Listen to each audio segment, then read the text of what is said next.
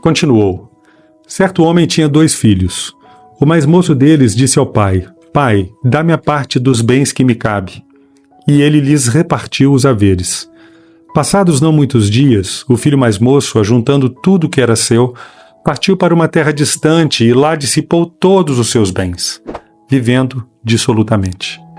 Depois de ter consumido tudo, sobreveio àquele país uma grande fome, e ele começou a passar necessidade. Então, ele foi e se agregou a um dos cidadãos daquela terra, e este o mandou para os seus campos a guardar porcos. Ali desejava ele fartar-se das alfarrobas que os porcos comiam, mas ninguém lhe dava nada. Então, caindo em si, disse: Quantos trabalhadores de meu pai têm pão com fartura, e eu aqui morro de fome?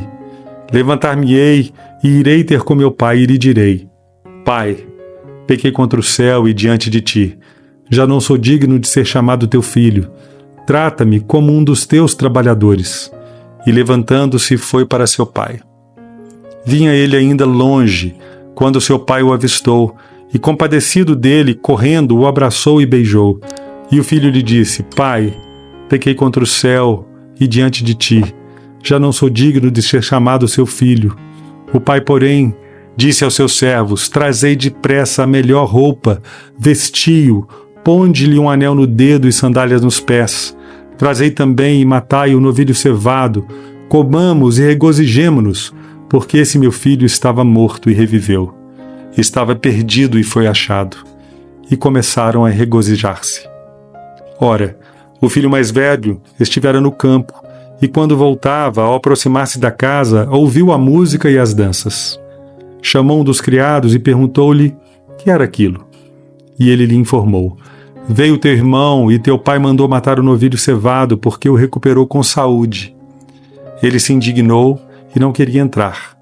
Saindo, porém, o pai procurava conciliá-lo, mas ele respondeu a seu pai: Há tantos anos que te sirvo sem jamais transgredir uma ordem tua e nunca me deste um cabrito sequer para alegrar-me com os meus amigos.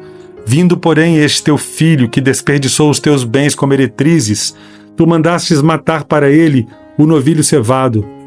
Então lhe respondeu o pai: Meu filho, tu sempre estás comigo. Tudo que é meu é teu. Entretanto, era preciso que nos regozijássemos e nos alegrássemos, porque esse teu irmão estava morto e reviveu. Estava perdido e foi achado.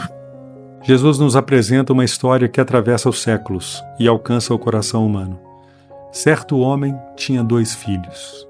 De imediato, ele nos insere em um ambiente familiar, aparentemente em ordem, mas tudo muda com o pedido ousado do filho mais novo: Pai, dá-me a parte dos bens que me cabe.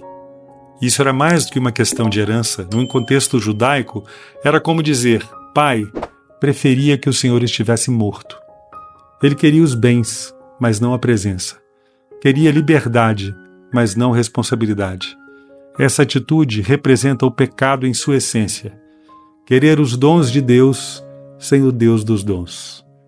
Esse jovem parte para uma terra distante. É uma metáfora perfeita do que significa viver longe de Deus. E ali, longe do Pai, ele desperdiça tudo com uma vida dissoluta. O pecado sempre promete prazer, mas entrega a escravidão. Ele gasta não só os bens, gasta a sua dignidade, sua alma e o seu propósito. Essa é a história de muitos hoje, jovens e adultos que buscam satisfação em prazeres passageiros, longe da presença do Senhor. Mas não há vida plena fora da comunhão com Deus. O pecado nos separa, nos engana e nos destrói. E cedo ou tarde vem a fome. A alma sente o vazio que só o Pai pode preencher. Quando o dinheiro acaba, a realidade bate à porta. Uma grande fome atinge aquela terra e ele começa a passar necessidade. Sem recursos, sem amigos, sem dignidade, ele se vê forçado a cuidar de porcos. Algo impensável para um judeu. E pior, deseja comer a comida dos porcos, mas ninguém lhe dá nada. Esse é o retrato espiritual da vida longe de Deus. O pecado não apenas nos distancia do Pai, ele nos humilha. Ele tira tudo, paz, identidade, esperança. Quantos hoje vivem assim? Alimentando-se das alfarrobas deste mundo, distrações vazias, vícios, relacionamentos destrutivos, buscando preencher o vazio da alma. A Bíblia diz que o homem sem Deus está morto em seus delitos e pecados. Efésios 2:1. A fome física daquele jovem ilustra a fome espiritual que assola tantos corações. Por fora, sorrisos nas redes sociais. Por dentro, angústia, vazio, morte. Mas graças a Deus, até mesmo a miséria pode ser usada por Ele para nos acordar. A fome foi a ferramenta de Deus para trazer aquele filho de volta à razão. Caindo em si. Esse é um dos momentos mais preciosos da parábola. Aqui começa a obra do Espírito Santo. O filho lembra-se da casa do pai, não só do pão, mas da bondade, da segurança, da comunhão. Ele vê que até os empregados de seu pai vivem melhor do que ele agora. Então ele decide voltar. E veja, ele planeja a confissão. Ele não tenta justificar seus erros, ele reconhece. Pequei contra o céu e diante de ti. Já não sou digno de ser chamado seu filho. Isto é arrependimento genuíno. Essa decisão não brota de força de vontade humana, mas da graça de Deus que opera no coração.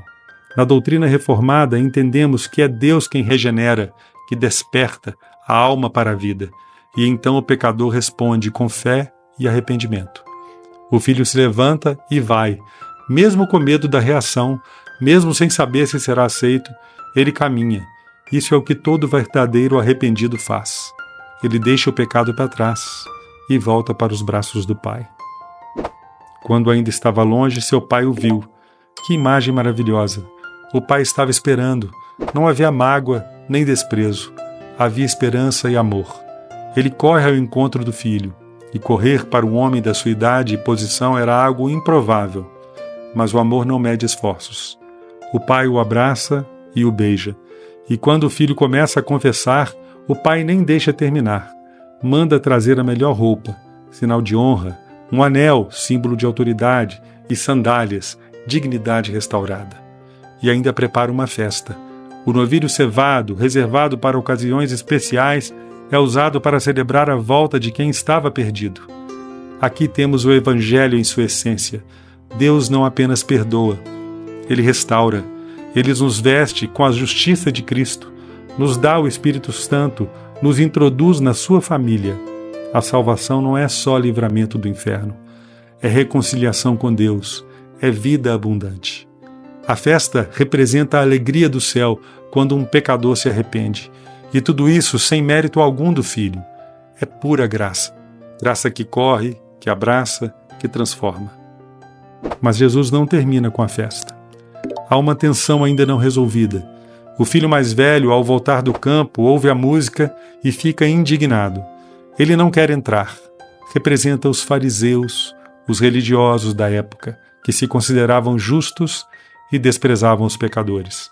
Ele reclama com o pai: nunca me deste um cabrito. Isso revela seu coração. Ele não serve por amor, mas por interesse. Ele acredita que merece mais do que o irmão. Ele se compara, se ressente, se fecha. Quantos de nós, mesmo dentro das igrejas, alimentamos esse tipo de coração? Julgamos, criticamos, nos achamos mais merecedores. Esquecemos que tudo o que temos vem da graça. Nenhum de nós é digno de estar na casa do Pai. Estamos ali por causa de Cristo. O pai sai também ao encontro do filho mais velho. Ele o convida a entrar. A graça é oferecida aos dois, ao rebelde e ao religioso. Mas nem todos aceitam. Alguns preferem continuar do lado de fora, presos ao orgulho e à justiça própria. Essa parte da parábola é um alerta. O maior perigo espiritual pode não ser o pecado escandaloso, mas o orgulho silencioso que nos impede de celebrar a graça de Deus na vida dos outros. Hoje, você viu que Deus é um pai que ama tanto o filho rebelde quanto o filho ressentido. Ele chama ambos à reconciliação. A pergunta é: qual desses filhos você tem sido? Se você está longe, vivendo no pecado, volte hoje. Se você está perto, mas com o coração endurecido, peça que Deus te quebrante. A graça está disponível. O Pai te espera com os braços abertos. Se essa mensagem falou ao seu coração, escreva aqui nos comentários. Compartilhe com alguém que precisa ouvir isso. Inscreva-se no nosso canal e ative o sininho e caminhe conosco, onde a palavra viva transforma vidas com a verdade do Evangelho. Eu sou Oswaldo Marra. Que a graça do nosso Senhor Jesus Cristo esteja com você. E lembre-se, ainda há tempo de voltar para os braços do Pai.